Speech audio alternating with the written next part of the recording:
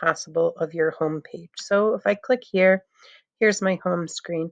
I have recent activity, which is my preferred view. It goes through all the updates that I have from all my courses and groups. However, another option is the course dashboard.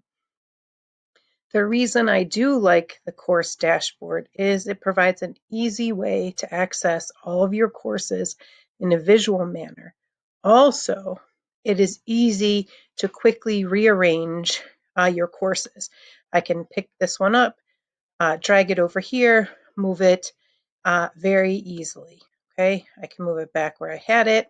I can move any of the courses around that I want to, rearrange them, and then when I click on courses at the top, they will be rearranged how I had just placed them.